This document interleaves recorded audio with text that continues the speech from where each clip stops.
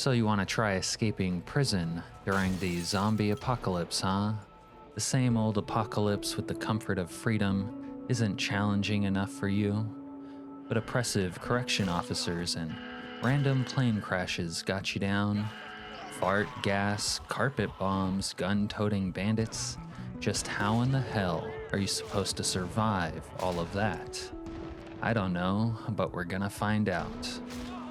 Now, for those of you who are new to week 1 or maybe haven't played in a while, Slayer has gone ahead and done us the solid of adding half a dozen new starting scenarios that you can choose from, aside from the original. These include the Protected, the Drunkard, the Hiker, the Cash Out, the Hedonist, and also the Convict. Now, if you really want to up the ante, the chaos, and the challenge, you're gonna want to try the Convict Start, which I can say from experience is appropriately labeled as insane difficulty. This is not for the faint of heart. But now let's talk about how the week 1 Convict Start begins and how you might escape and survive. You start in a cell with nothing but an orange jumpsuit. No shoes, no socks, not even a key ring.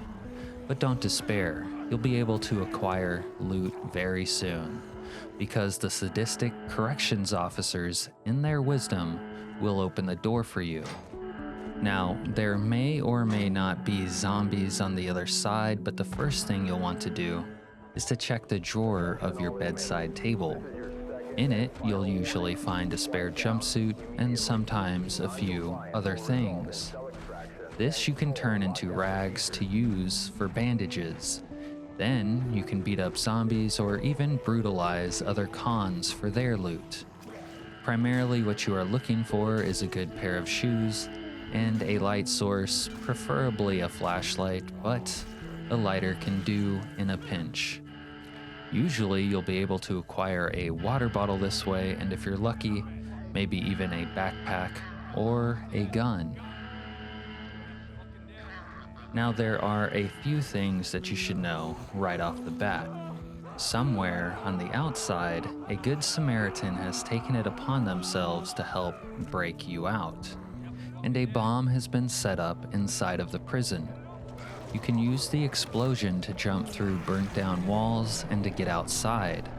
You should also know that the corrections officers are lazy, but if you get too close to them, they will still whack you with their clubs. Also, this scenario begins a few days into the apocalypse, and the Air Force has already began its bombing campaign. And therefore, they will pretty quickly begin dropping fart gas and firebombs after you load in. While you can survive being hit by these, you'll obviously want to avoid them. And another thing to note is that it is generally laggy at the prison. I can't seem to escape this fact whether I reduce mods or population or any other thing I've tried. It's just that the prison is a big place and there's lots of Zeds and NPCs and scripted events going on. But after you get outside of the prison area, the game generally returns to normal. Now, speaking of the outside, if you manage to get out quickly enough, you can avoid a Boeing 747 crashing into your cell block. But if you aren't lucky enough to get out prior to that, the wreckage of the plane will usually create an opening for you to escape. Just don't be on the second floor when it crashes, not unless you want to break your leg when you have to jump down. But we're getting a little bit ahead of ourselves. There are many different routes out of the prison. One of the surest ways is to use the burnt down walls to get access to the courtyard and exit through the gap in the fence there. You can also go through the building itself and make it through the office to the same courtyard, or even find yourself exiting the prison through the front door. The main thing is that you get out. Going through the prison itself, though, is a risky business because zombies are beginning to flood the hallways, and with the power outages, it can be tricky to navigate in the dark. Which reminds me that one of the more useful perks you might take for this playthrough is Cat's Eyes. It's a little overpowered, but you will be escaping prison in the dark of night, and that darkness can be overwhelming. Anyway, now that we're on the outside, there are a few more dangers of which to be wary. Like any other week 1 run, there are plenty of things that can and will kill you. But the most dangerous threat of all is gun-toting bandits. Yes, for whatever reason, gun-toting bandits will be showing up to assault the prison. And as a freshly escaped con with no bulletproof armor or guns of your own, you're kind of helpless against that threat. Also, you will want to note that there will be a massive horde forming out in the parking lot, which you'll want to avoid, and there will also be an army response there, gunning down anything and everything in sight, including yourself. That said, there will also be friendly NPCs fighting for their lives, and dead bodies will begin to pile up, giving you an opportunity to arm yourself and defend yourself. But in all honesty, it can be a little too hairy out there to stop and loot. Also of note on the outside is that the parking lot will be full of vehicles, so you might consider taking the burglar trait. I mean, you are a con after all, so why not boost a vehicle and get yourself out of Dodge? Failing that, I generally take to the streets and head for Rosewood proper. But let's talk about the all-important sourcing of medical supplies. These really are priority number 1 when it comes to almost any week 1 run, but it's doubly true for the Convict Start. More than likely, at some point you're going to get burned by a bomb or capped by a bandit. And if you don't want to bleed out, you're going to need a way to remove the bullet and to stitch your wound. Now, you can remove bullets with tweezers, forceps, and even pliers, but tweezers are the best as they are the lightest option, and carry weight does come at a premium during the apocalypse. As for stitching wounds, consider yourself blessed if you're able to acquire a sewing kit early on, which comes with a thread and a needle, but with this start you're more likely to find suture needles in a med kit or possibly off of a dead bandit, first responder, or an army puke. And speaking of med kits, there is a locker room towards the front of the prison on the southeast corner that often enough has med kits as well as police gear like vests, guns, and ammo.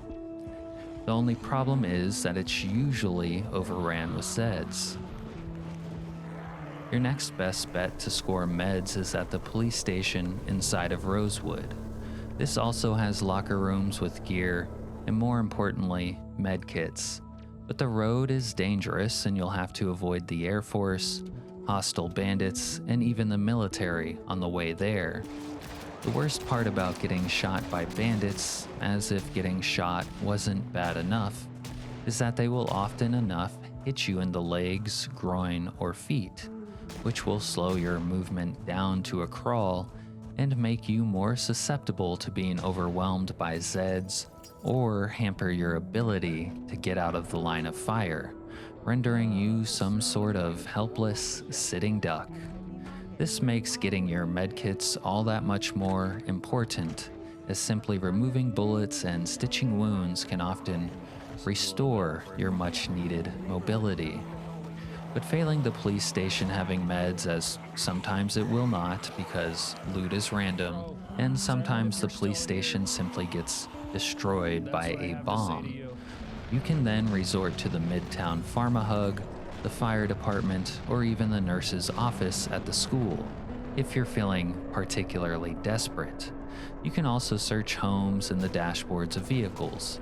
But whatever you do and wherever you go, it's going to be a fight. There really is no escape from the chaos. Should you make it out to the boonies in the middle of nowhere, even there, hordes of zombies and friendly and unfriendly NPCs alike will find you. And then, after almost 2 days of very intense survival, should you be lucky enough to make it that far, the government will drop the nukes. unless you find the time to save the world or you disable the nukes in the sandbox options. And now, a couple more tips for survival. Regarding the use of basements to avoid the Air Force bombings, this can be a good idea, but just know that while being underground will prevent you from being hit by strafes and bombs, it will not prevent you from getting cornered by zombie hordes, and so basements can quickly become death traps. Like I said, it's a fight no matter where you go. In a similar way, you might want to avoid being on the street or too close to groups of zombies or NPCs when you can hear the Air Force making their strafing runs, because they will target all moving things indiscriminately. Occasionally, this will work out in your favor and save you from a horde, even if you have to take a bullet for it. Also, you should note that even if you do take a bullet but are unable to remove it, this alone won't necessarily kill you. Put a bandage on it as quickly as possible, and 1 or even 2 or 3 bullets won't necessarily cause you to bleed out. Do what you can to mitigate the damage, and then eat enough to give yourself the well-fed noodle so that you'll start regaining health faster. That said, we might as well just acknowledge that in week 1, damage is inevitable. So avoid taking the slow healer trait and perhaps consider taking fast healer. Alright, one last thing. The Convict Start begins late at night on Thursday, and the nukes will drop early on the morning of Saturday the 16th. They begin dropping at 9:30 a.m. and finish falling at 10 a.m. So you have about a day and a half to survive and prepare. I say prepare, but you'll really probably be too busy trying not to die. But when the nukes do drop, you'll either need to be outside the blast radius, as in away from town, or underground in a basement. But if you happen to be underground in town, you're gonna want to have a CDC hazmat suit if you expect to escape the nuclear fallout. From there, it should be more or less survival as usual, minus the plague of bandits and the evidence on the map of all the carnage that has transpired. Anyway, that completes the guide, and now I'd like to shout out my channel members for making guides like these possible. Thank you guys for supporting the channel, and an extra big thanks to my ultras, Serena Morgan and Plebe as usual. All that said, now I can get out of here. Alright, peace.